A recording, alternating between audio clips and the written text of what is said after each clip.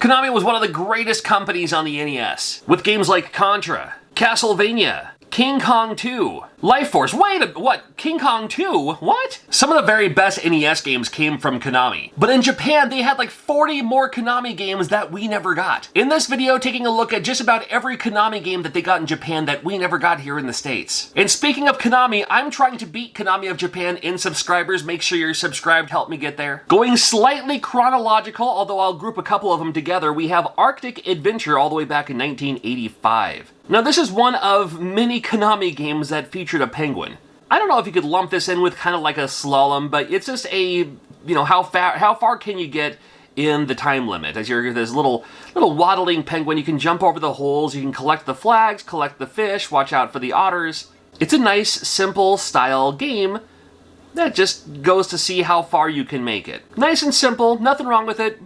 It was a fine game for its time, I'm sure. We had Yar Kung Fu. Now, Yar Kung Fu came out in the arcade, and this is the kind of way watered down NES port of that game. This may have been the first one-on-one versus fighting game I've ever seen in my life. Although in the arcade, I want to say it was only a one-player. Like, you couldn't do two-player, like, versus each other. The different bosses have different abilities that they can do. Like, some of them have, like, this, you know, chain thing. There's a lady later who had these fans that would shoot at you kind of randomly. Yar Kung Fu. Great in the arcade, on the NES or on the Famicom. It's not so great, but might be worth checking out. Road Fighter, another game from 1985 from Konami. This game feels and plays to me like, remember that old, like, it was like an analog racing game that had like the light behind it and, you know, the thing was basically on a reel that moved and you had a tiny steering wheel controller. It feels a little bit like that. To me. You can pick up these multicolored car things, but other than that, you're just trying to dodge the other cars and dodging the wall to, again, see how far you can make it. Puyan, a Konami Hudson Soft game here. This, I remember this in the arcade, and I remember liking it in the arcade quite a bit, and the NES or the Famicom port plays very well, I think. Has kind of a fairy tale vibe to it. You're a mama pig trying to protect your baby pigs by watching out for these wolves who are kind of like coming down with the balloons, but you can, you know, shoot the balloons out of the way, knock them out. You can use this meat to knock them out as well. If they happen to make it all the way to the ground, then they'll climb up and become another obstacle for you that might get in your way. Puyan, just old school fun arcade style game.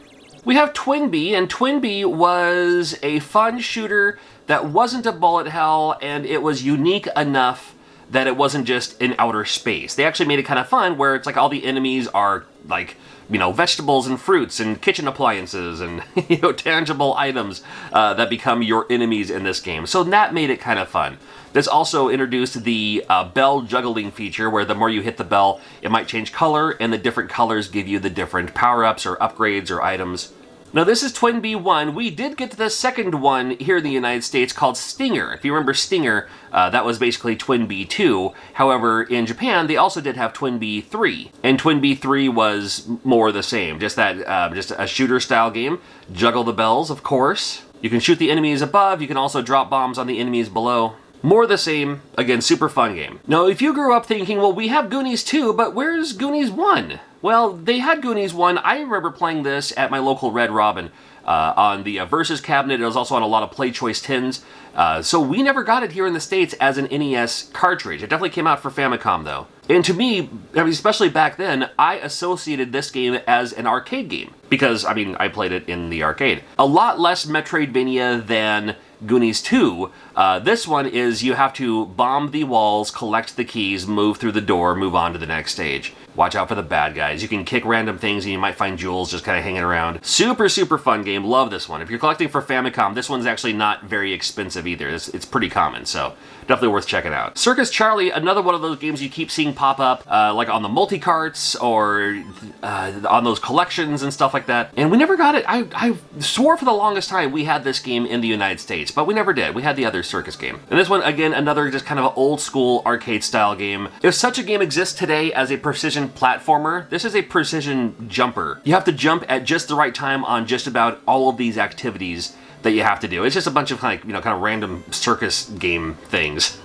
Circus idea things here. I like this game. I come back to it every once in a while. If you're familiar with Legend of the Mystical Ninja, for the Super Nintendo, they had 4 Goemon games for the Famicom, if you can believe it. Now, 2 of them played a lot like that Legend of the Mystical Ninja game, so if you're familiar with that, then I think you're going to like these. Because it's that same idea where you play as Goemon, and you attack the enemies, you can talk to people in town, you can get your coins, you can get your upgrades, you can get your items. Super, super fun. Now I'm playing this is the Famicom version here.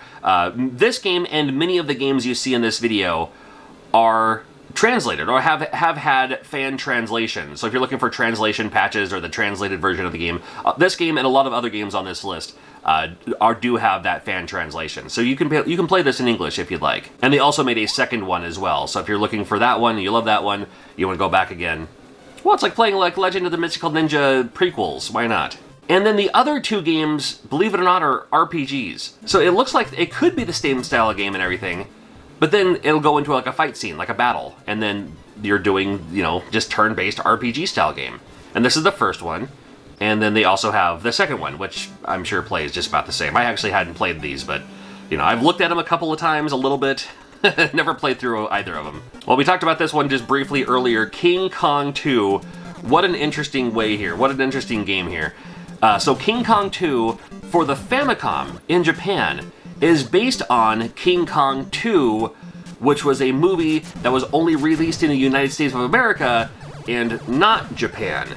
However, the game came out in Japan. And it's actually not a terrible game either. I like the soundtrack to this game quite a bit, actually. But you're King Kong, and I think you have like a robotic heart, and you're looking for your son, and it's never mind about all that. You play as King Kong, and you're, punching these things out of the way and crushing these things, and King Kong 2, man, check it out. I hope I'm saying this correctly. Hinotori Hauohin? I'm not sure. Interesting game. This one is based on some kind of Japanese folklore fairy tale or something like that, I'm pretty sure. Interesting that you turn the enemies into blocks, and you can also lay these blocks to use to your advantage to climb up into other spots in this game. Interesting. Very interesting. But still kind of cool. Getsu Fumiden is the name of this game here.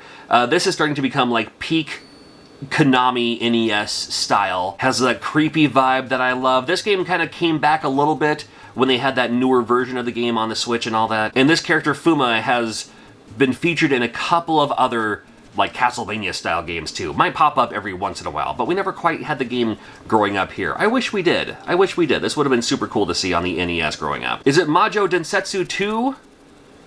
Is that how you pronounce that? Well, what looks like it might be a creepy vibe game turns into kind of like a dungeony, mazy, crawly kind of platformer in a way, which isn't terrible. I mean, I like games like this, and fun to see that they would have had a game like this that we didn't get here in the United States. I wonder why not. This would have been great. Dragon Scroll, another game I definitely wish we would have had here. If Dragon Scroll came out in the United States, it would have been near the top of many people's lists of greatest NES games, I think. Because it just plays like that cool vibe NES style game, as you can see here, with the overhead, the overworld stuff, and you're defeating the enemies and all that. Plenty to explore. Would have loved to have seen this, and I'm sure it didn't come out for some kind of folklore reasons. I have no idea. But Dragon Scroll from Konami, look out for it. Well, there was a boxing game that they got that we didn't, and I'll show you why in here in just a moment.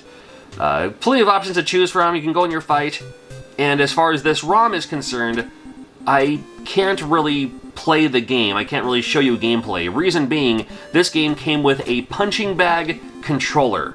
That's right, it was a punching bag, kind of like an inflatable dummy that related to the game.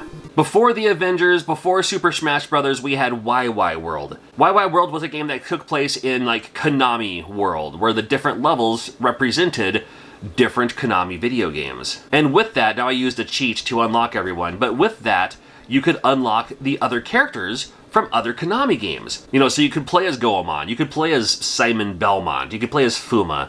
They had, Mikey from Goonies, who plays the giant Easter Island head from, like, the Gradius series. Yeah, you had King Kong. You could play as King Kong. And this game's been translated, too, so you can play through this if you'd like. They also made YY World 2, and if you find the Famicom version of this game is 100% playable just fine without needing an English translation, although I'm sure it has been translated into English, too. Same idea, where all the worlds are kind of based on different Konami games. You choose which character setup you would like to choose from, because later in the game you can get these items in the stages that will make it so you can transform into those other Konami characters. Again, like Simon Belmont and Fuma, you can play as Bill here from Contra. This game is very, very playable and very beatable without needing to know Japanese. I've done it before, and I'm sure you can do it too. Very, very fun game. Love this one. It's one of my favorites. They made an Astro Boy game, or Tetsuan Atom, in the Famicom version. Admittedly, I haven't played this a whole lot. I'm sure you can fly around. I, again, haven't played a whole lot of this. I haven't put a whole lot of time into it, but letting you know it is out there. There is an Atom, there is an Astro Boy out there. I'm sure it's great. I'll have to spend more time with it, personally, myself. Jarinko Chie, is that how you pronounce that? Well, this looks like it could be a cool game. I'm sure it's based on a manga, maybe even an anime for its time. And it looks and seems like it plays like a text adventure game.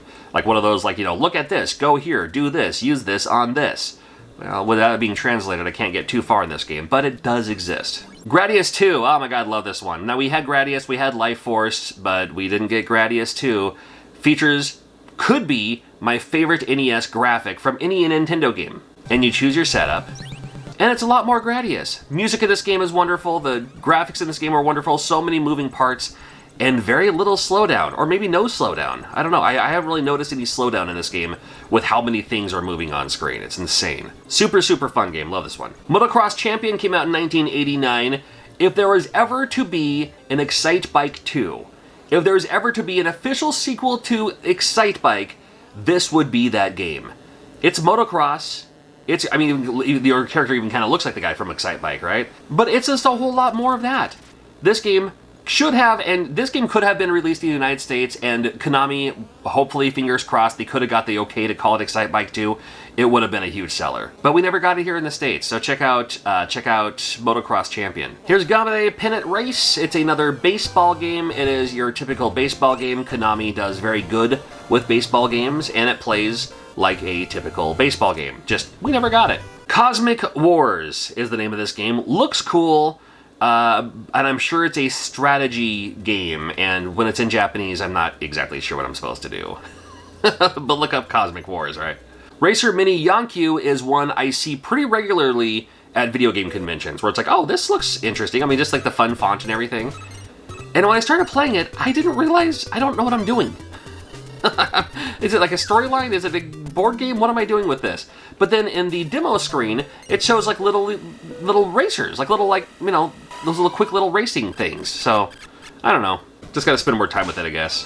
Moai-kun is a super fun platform puzzle game. I guess it's a puzzle platformer. You play as an Easter Island head, collecting the other Easter Island heads, I suppose, and then moving through the door. Single screen, arcade action, puzzle style game.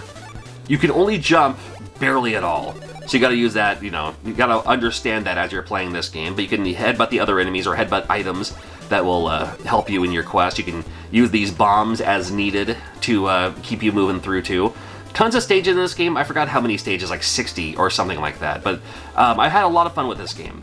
They made a Madara game, which I believe is also based on a manga or anime or both, and seems to play a bit like an RPG style game. And again, I haven't put a whole lot of time and effort into this, but, you know, looks kind of cool. Quarth is a fun puzzle game. I do like Quarth. I played this mostly on the Game Boy. We did get this on the Game Boy here in the United States, but they also had it for the Famicom, which was pretty cool. It's an overhead shooter, but you're shooting blocks at these other blocks that are moving towards you, and you have to fill them in so they create squares or rectangles. So long as they're parallelograms, you can eliminate those things to keep you moving here. It seems like it would be pretty simple, and it kind of starts that way, but it does get pretty crazy later on with the things you have to like eliminate before you can get to the other part, and yeah, it's a lot of fun. I like it anyway. Akumanjo Special Boku Dragula-kun. This is Kid Dracula. You know this game is Kid Dracula. We did get a version of this in the United States on the Game Boy. There is a Kid Dracula game on the Game Boy. However, they had one for the Famicom. On the Famicom, it's one of the better Famicom games. It's one that you should look out for.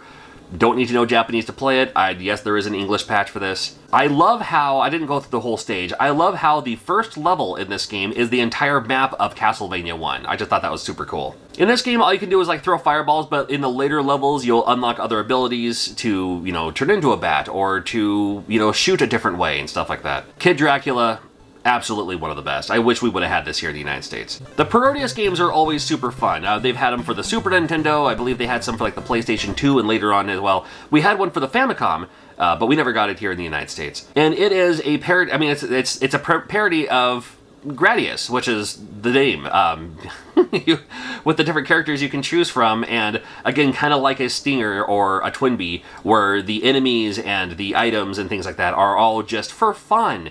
You know, just you don't have to make it all like realistic space shooter. You can have fun with it too, and have it be a wonderful game. That's what makes it kind of fun too. Great soundtrack, great items, just great gameplay. Love this game. One of the saddest intros of all time. Look at this.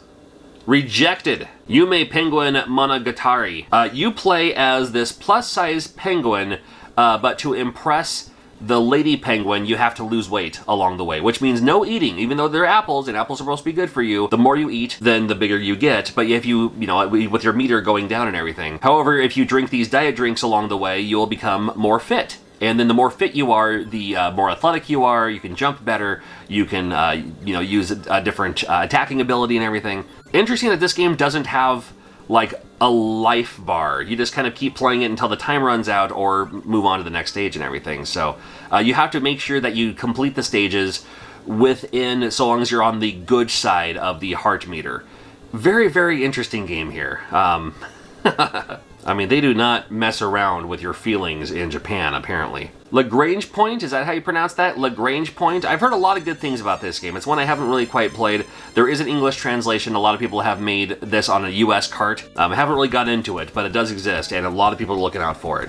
Crisis Force, an excellent, excellent overhead shooter. Super fast moving, super spectacular graphics. It's a little choppy because of all the things that are happening on here, but it's a great game. If you like these overhead shooters, look out for Crisis Force. They also had Esper Dream 2, and Esper Dream 2 takes a little bit to get into. I'll just show you this kind of like intro-ish part briefly. But this game plays a lot like the dungeons in Star Tropics. So if that's kind of your thing, check out Esper Dream 2.